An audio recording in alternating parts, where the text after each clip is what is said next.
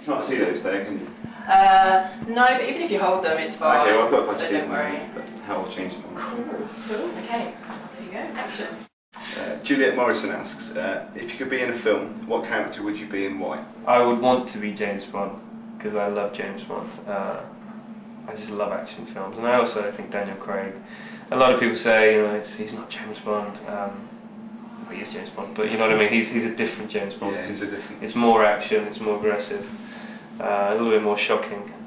But I love that. I think he's done a great job. So James Bond, yeah, definitely.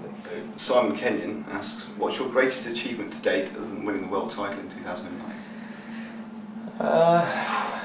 Spa this year was pretty special, winning in Spa. That's a circuit I've always wanted to win on. Suzuka as well, and those two circuits for me really stand out for being special. The history on those, you know, of Ayrton and Alain racing wheel to wheel, especially around Suzuka. It's one of the old school circuits, isn't it? Yeah. Obviously, it must be quite different to racing the new ones that are kind of designed pretty much by the same guy, so you kind of feel the same thing. I mean, it's, you know, the new circuits are great in terms of safety, and it's something we've always pushed, but it does miss something that the old circuits have. You know, for example, Spa and Suzuka, if you run wide, go onto the grass, you know, it's unforgiving. Whereas here, you run wide, you lose half a tenth. There's almost no penalty in terms of, you know, you lose half a tenth and come back on, so it's a pity, but we have pushed for the safety, so it's a tricky one.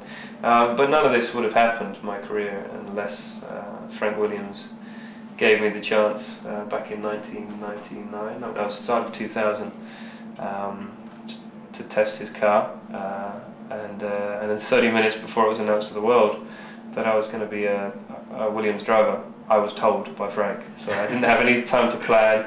Me and the other driver that were up for the drive, we both had a photo shoot with Ralf Schumacher with the new car before we were announced to the world, so it's quite an uncomfortable situation. And then Frank told me that I had the drive, and it's quite an emotional moment. A life-defining moment. You can kind of trace it all back to there almost. I was 19 at the time as well, so not a lot of racing experience in cars, so it was, yeah, it was big time. That was, you know, exciting times. Simon Bozert asks, in what ways other than overall fitness has triathlon training impacted positively on your driving career and life outside of F1? I think in many ways. One is obviously the fitness. Interestingly, thinking about fine detail, because in triathlon it's swimming, biking and running, but you also have the aerodynamics on the bike, so you work in different ways and get the right kit so aerodynamically it works for you. Transitions, you have to shave time off in transitions, so there are so many different things you can do. So I think it's looking at the fine detail, and that's what makes you competitive in Formula One. If you're racing against the best drivers in the world, you need to work in every area to do a better job than them. And also, because physically it hurts so much, mentally you become a lot stronger, and you know you're never going to feel that pain in a Formula One car. So you're very prepared, and also because the rest of the pit lane, in terms of drivers, know how hard you work. Yeah, a psychological advantage to get yourself through it. Okay, Simran Pachanda asks, do you have a lucky charm that you keep with you when you're racing? I have a little, it's like a little wooden mascot of a dragon, which is a gift, which comes to every race with me. Yes, but that's all I have with me.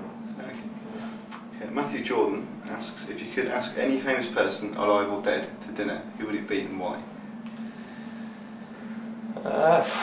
One person, it's very, very difficult. I think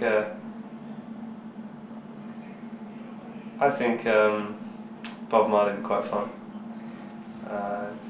And also you can sing a couple of songs after dinner and get the karaoke started, you know what I mean? It's good something to follow, isn't it? Yeah. Okay, Harry Baldock asks, you've got to maintain a pretty healthy diet most of the time. What's your favourite indulgence or junk food? Okay, for me, I hate calling it junk food. I love desserts. I have a real sweet tooth, so I would go for banoffee pie, sticky toffee pudding, things like that.